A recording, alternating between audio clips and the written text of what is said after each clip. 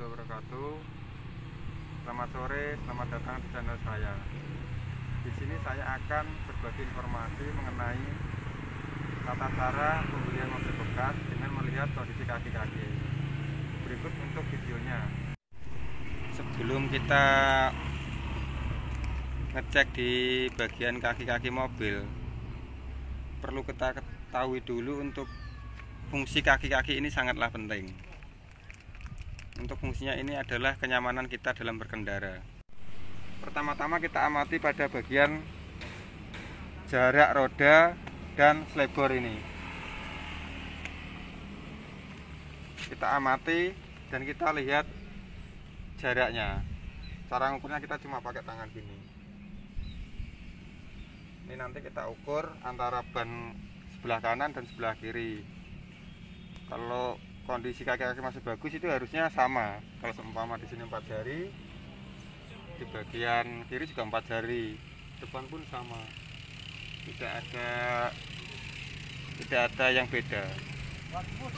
Berarti di situ bisa dibilang atau bisa dilihat secara visual kondisi kaki-kaki masih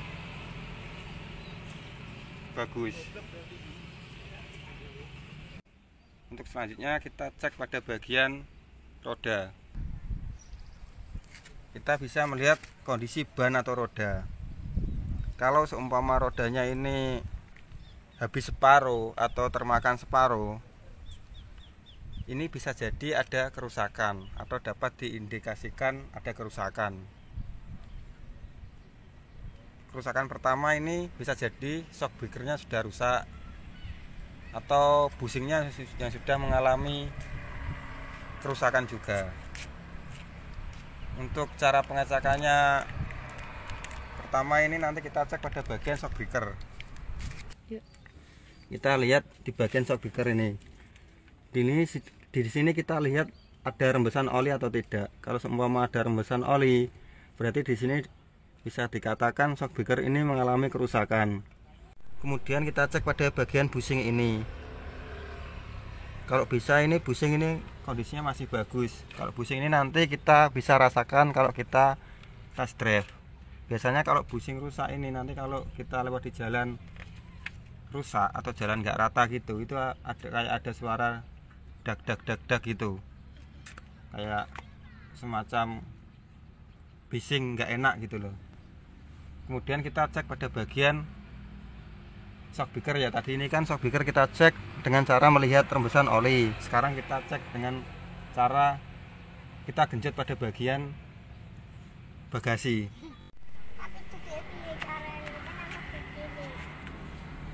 Kemudian kita cek dengan cara menekan pada bagian bagasi seperti ini. Kalau di sini ayunannya hanya 1 kali, berarti di situ kondisi shock breakernya masih normal. Tetapi kalau kita ayunkan seperti ini, dia mengayun sampai lebih dari 1 kali, di situ ada kemungkinan shock breaker sudah mengalami kerusakan. Itu untuk shock breaker. Kemudian kita cek pada bagian bearing roda atau bahasa Jawanya itu klakernya roda. Untuk cara ngeceknya ini kita dongkrak dulu. Kita dongkrak lalu kita putar rodanya. Kalau diputar ini ada bunyi aneh atau ada bunyi kayak sak gitu, itu bisa dikatakan klaker sudah mengalami kerusakan. Atau bisa dengan cara lain, kita dongkrak, kita putar rodanya sambil kita pegang per ini atau batang shock breaker ini. Kalau di sini ada getaran, itu juga bisa dikatakan kondisi bearingnya sudah mengalami kerusakan atau aus.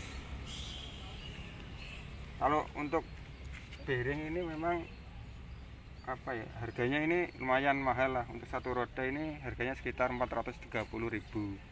Itu pun belum orisinil. Kalau orisinil ya lebih dari 430.000 itu. Kemudian kita cek pada bagian kaki-kaki depan. Kita lihat kondisi bannya dulu. Di sini kalau seumpama bannya ini termakan separuh atau habis separuh, di sini ada kemungkinan ada kerusakan di bagian terot, bel join, atau shock breaker. Untuk cara ngeceknya bisa saya contohkan seperti ini. Untuk pengecekan terot, ini ban ini dongkrak dulu, lalu kita tangannya ini di bagian belakang dan depan, lalu kita belok-belokkan gini. Kalau di sini nanti kayak ada bunyi aneh atau kayak semacam letek-letek gitu atau kocak gitu, berarti di situ ada kerusakan pada terot. Kemudian kita cek bel joynya. Untuk cara ngeceknya sama, kita dongkrak dulu, lalu kita tangannya yang ini di atas dan yang satu di bawah, kita tekan dorong gini. Di sini nanti kalau seumpama ada bunyi aneh atau kayak semacam kocak gitu, di situ berarti bel joynya sudah rusak. Kemudian kita cek pada bagian shock breaker. Saya buka dulu ya pintunya ya. Kita nyalakan dulu mesinnya, lalu kita putar setirnya agar roda berbelok, kita biar enak nanti kita ngecek shock breakernya.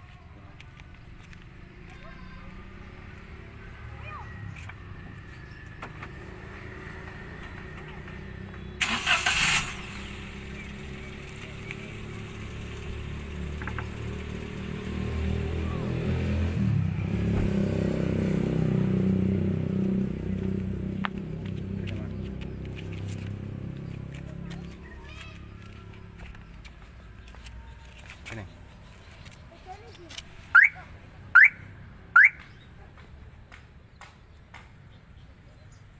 Ya ini shock breakernya ini. Kita lihat gini. Di sini kita lihat ada rembesan oli atau tidak. Kalau seumpama di sini ada rembesan oli, berarti di sini ada kemungkinan shock breakernya sudah rusak. Nanti ini untuk pengecekannya kita juga bisa menekan pada bagian rangka kap mesin kayak yang belakangan tadi untuk memastikan ada kerusakan atau tidak. Karena biasanya meskipun shock breaker ini tidak ada rembesan oli, itu bisa juga shock breaker mengalami kerusakan meskipun dia nggak mengeluarkan oli. Makanya kita coba dengan cara menekan pada kap mesin. Dan tadi terot tadi yang tadi waktu kita cek ini kondisi terotnya. Di sini berarti ada mengalami kerusakan. Untuk beljonya yang sebagian ini. Di sini kondisi beljonya sayap-sayap ini. Di sini berarti sudah mengalami kerusakan juga. Yang tadi itu yang saya contohkan. Tempatnya di sebelah sini untuk beljoin, terotnya sebelah sini. Kemudian kita cek pada bagian klaker atau bearing. Cara ngeceknya seperti yang belakang tadi, seperti ini. Ini kondisi roda kalau kita ngecek bearing harusnya ini keadaan lurus. Lalu kita dongkrak, kemudian kita putar. Kalau semua kita putar di sini ada suara aneh, di situ ada kemungkinan klaker sudah mengalami kerusakan atau sudah mengalami keausan.